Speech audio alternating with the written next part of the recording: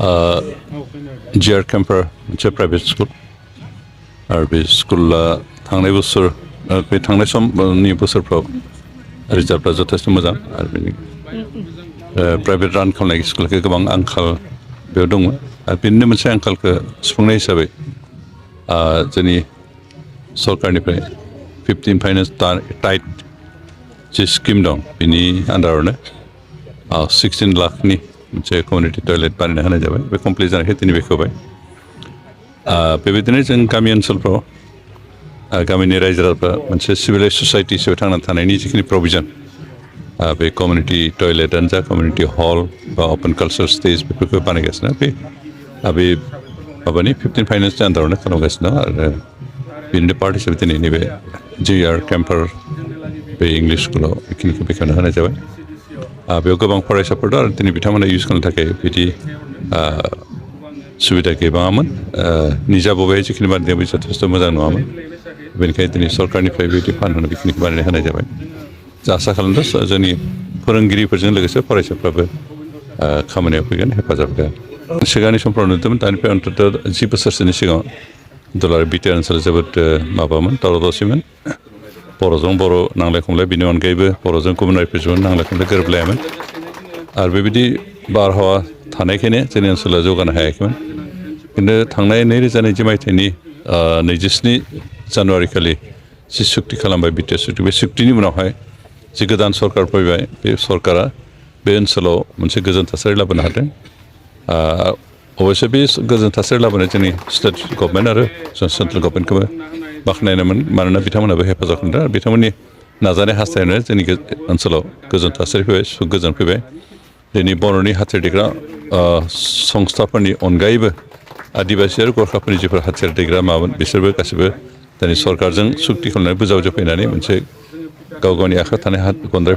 हाथियारफोरखौ अस्त्रफोरखौ सरकारनो जमा होबाय आरो बिनि जाहोनाव जोंनि ओनसोलाव मोनसे गोजोन थासारि फैबाय दिनै थांनाय बोसोरब्रैनि गेजेराव अन्तत बर' अना बर' बे जिथु मोनसे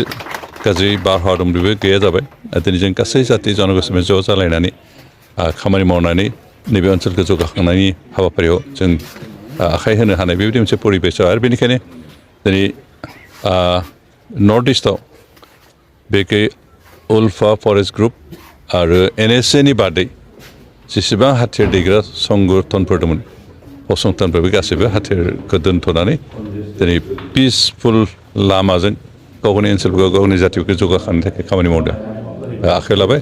आरो बेवहाय बेखै बर'फ्रानो मोनसे मा बुंगोन एगजाम्पल हिसाबै खामानि मावजेनबाय बेनिखायनो दाखालि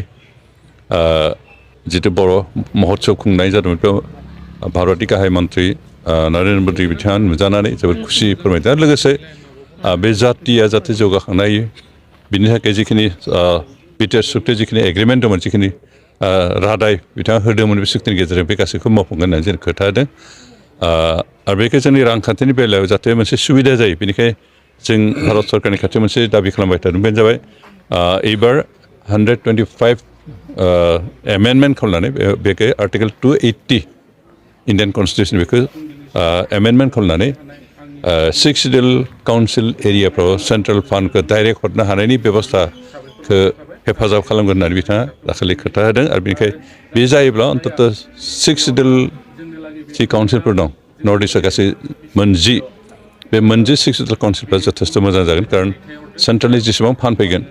बे गासैबो डाइरेक्ट काउन्सिलाव फैगोन सिगाङावफ्राव बे स्टेट गभर्नमेन्टनि आन्दारावसो फैयोमोन स्टेट गभर्नमेन्टआ मालाबा सम बे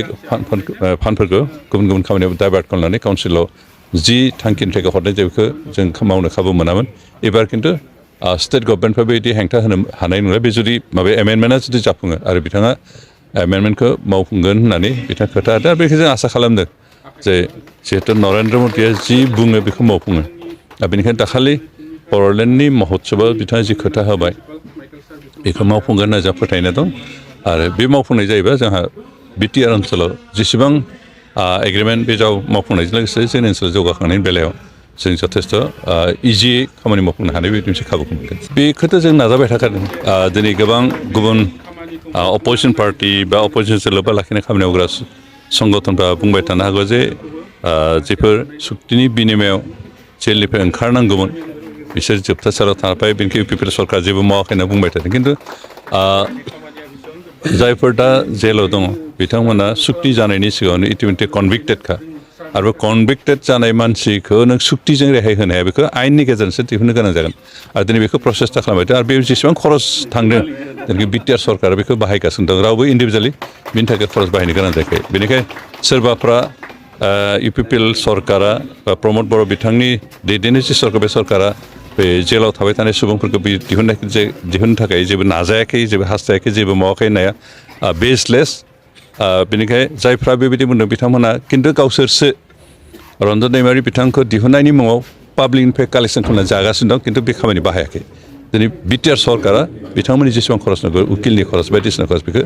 बहन खालामगासिनो आरो जों नाजालायफिननो थायाखै